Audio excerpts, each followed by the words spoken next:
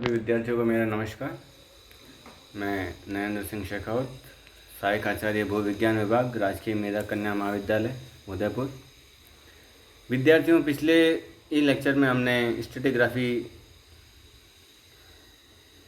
के फोल्ड पर चर्चा शुरू की थी, जिसमें मैंने बताया था कि फोल्ड क्या होता है, फोल्ड के एलिमेंट्स को भी हमने देखा था। फिर हम टाइप्स ऑफ फोल्ड पर हमने चर्चा की, उसमें symmetrical fold, asymmetrical fold, overturn, recumbent आदि फोल्ड को हमने विस्तार से अध्ययन किया।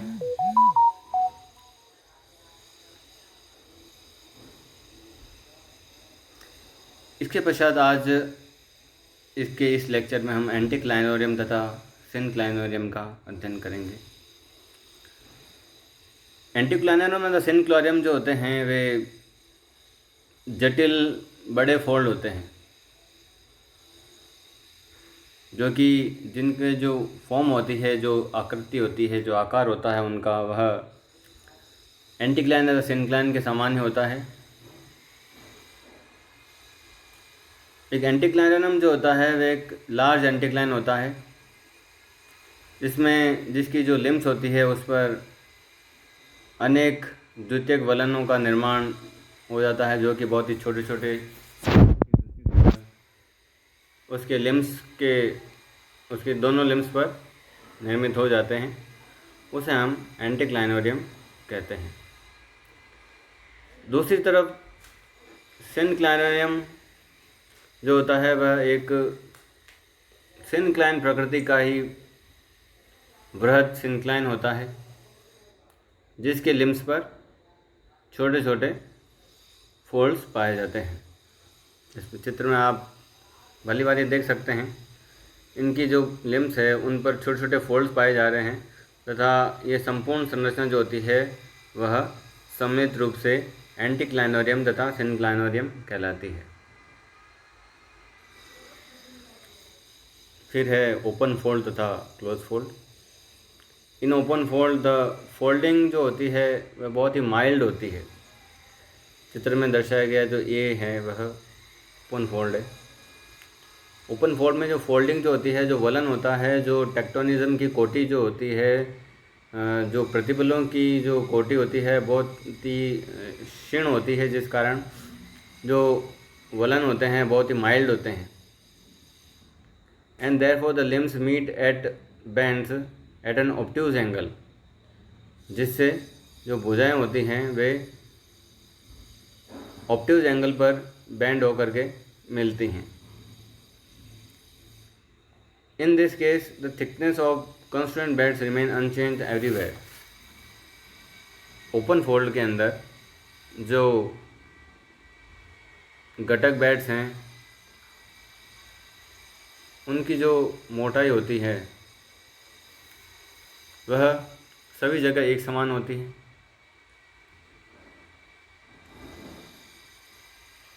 इन close fold folding is so tight. Close fold में फोल्डिंग अत्यधिक, जो कि बी पार्ट फोल्डिंग इसके अंदर बहुत ही टाइट होती है, that the incompetent strata flow plastically towards the west, जिस कारण इनकम्पिटेंट स्ट्रेटा जो होते हैं वे प्लास्टिकली फ्लो होते हैं क्रैश तथा ट्रफ की तरफ। This causes thinning at the flank, जिस कारण क्या होता है कि जो फ्लैंक पार्ट है वह तो पतला हो जाता है, जबकि जो क्रस्ट पार्ट है वह मोटा हो जाता है। The close folds develop under great stresses. Close fold का निर्माण जो होता है बहुत ही अत्यधिक प्रतिबलों की उपस्थिति में होता है। उसके पश्चात हम अध्ययन करते हैं, चर्चा करेंगे डोम तथा बेसिन पर। When the strata have been subjected to folding in two direction at right angle, जब स्ट्रेटा जो होते हैं वे दो दिशाओं में जो एक राइट एंगल होता है उसमें उनकी फोल्डिंग हो रही है, तब डोम तथा बेसिन के समान संरचनाओं का निर्माण होता है। Each anticline is converted into a dome. प्रत्येक एंटीक्लाइन जो होता है वह डोम में कन्वर्ट हो जाता है तथा प्रत्येक सिंक्लाइन जो होता है वह एक बेसिन में परिवर्तित हो जाता है। These folds are about as wide as they are long। ये वलन उतने ही चौड़े होते हैं जितने कि इनकी लंबाई होती है। इस प्रकार a dome may be defined as an upfold। एक डोम जो होता है वह अपफोल्ड होता है, जबकि the beds dip radially outward in all direction from the center। एक डोम के अंदर जहाँ पर बेड जो होते हैं, बेड की डिप जो होती है वह रेडियली आउटवर्ड होती है, केंद्र से सभी दिशाओं में बाहर की ओर होती है। Each anticline is converted into a dome। These folds are उसके पश्चात हम अध्ययन करते हैं। Thus a dome may be defined as an upfold where the two dip radially outwards in all the direction from the center। ठीक है। In such a case the strata are said to have a quaquaversal dip। इस प्रकार के case में जो dip होती है वह क्वाक्वावर्सल होती है, यानी कि वे चारों दिशाओं में। क्वा का मतलब होता है चार, ठीक है, चार डिप। तो एक डोम और बेसिन के अंदर यह आता है कि चार डिप होती है। डोम की डिप जो होती है वह रेडियली आउटवर्ड होती है, जबकि बेसिन जो होता है, बेसिन की डिप रेडियली इनवर्ड होती है। A basin may be defined as a downfold where the beds dip radially inward toward the center। उसके बाद हम बात करते हैं फैन फोल्ड की। Fan fold is an upright fold. Fan fold एक अपराइट फोल्ड होता है जिसमें both the limbs are overturn, जिसमें दोनों ही लिम्स जो होती है वे ओवरटर्न हो जाती हैं। In anticlines limbs dip towards the axial plane. Anticline में क्या होता है कि जो लिम्स होते हैं वह डिप कर रहे हैं एक्सियल प्लेन की तरफ, जबकि सिनक्लाइन के अंदर ये जो लिम्स होते हैं वह डिप कर रहे हैं away from the axial plane. बस यही इसके अंदर प्रमुख अंतर होता है। The beds within the anticline are much compressed below.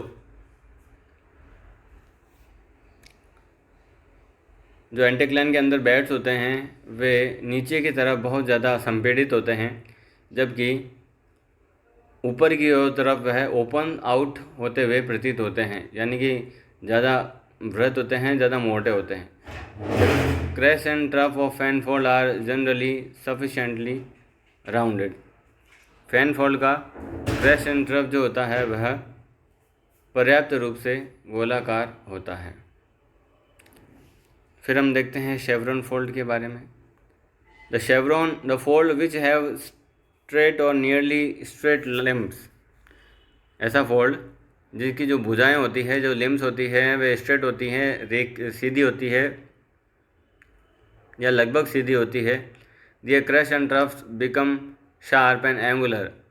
इनके क्रैश तथा ट्रफ जो होते हैं वे शार्प तथा एंगुलर होते हैं। Such zigzag folds are called chevron fold. ऐसे जिगजैग फोल्ड को हम शेवरॉन फोल्ड्स कहते हैं। फिर हम अध्ययन करते हैं होमोक्लाइन का। होमोक्लाइन पर चर्चा शुरू करते हैं। When beds dip uniformly with the same angle. जब बेड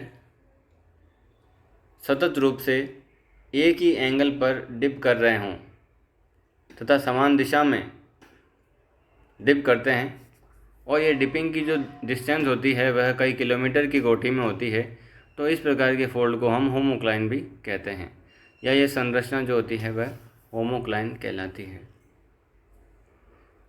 मोनोक्लाइन के बारे में, local warping in the horizontal strata is called the monocline. जो हॉरिजॉन्टल स्ट्रेटा होता है उसमें स्थानीय रूप से या बहुत ही छोटे वलनों का निर्माण हो जाता है, उसे हम मोनोक्लाइन कहते हैं। In this case the rock beds lying at 2 levels. इसमें जो चट्टानी संस्तर होते हैं वे 2 तलों पर एक लिम्ब के द्वारा सेपरेट होते हैं, जिसका स्टीप इंक्लिनेशन होता है। A monocline is formed by the vertical movement। मोनोक्लाइन का निर्माण वर्टिकल मूवमेंट के द्वारा होता है। A fold is generally found below most monoclines। अधिकांश मोनोक्लाइन के नीचे एक फॉल्ट का निर्माण हो जाता है, जिसकी जो चौड़ाई होती है वह कई किलोमीटर होती है। चित्र में दर्शाया गया है। हम स्ट्रक्चरल टेरेस पर चर्चा करते हैं। A local flattening in an otherwise uniformly dipping bed is called the structural terrace. एक यूनिफॉर्मली डिपिंग बेड जो होता है उसमें जो हल्की सी जो फ्लैटनिंग होती है उसे हम स्ट्रक्चरल टेरेस कहते हैं। In this case the dipping strata becomes horizontal at a particular spot. जो डिपिंग स्ट्रेटा होता है एक पर्टिकुलर स्पॉट पर जा कर के हॉरिजॉन्टल हो जाता है। And then they continue to follow their original dip. और उसके पश्चात वह अपने ओरिजिनल डिप को फॉलो करता है। तो इस प्रकार की संरचना स्ट्रक्चरल टेरेस कहलाती है। ड्रैग फोल्ड का चर्चा करते हैं। ड्रैग फोल्ड्स में भी डिफाइन एज माइनर फोल्ड। ये माइनर फोल्ड होते हैं जो कि इनकम्पिटेंट बेड की बॉडी में डेवलप होते हैं। इनका निर्माण जो होता है मेजर फोल्डिंग के प्रक्रिया के दौरान हो जाता है। Sequence where incompetent beds are interbedded between competent bed is subjected to folding. Drag fold develop in the competent layer.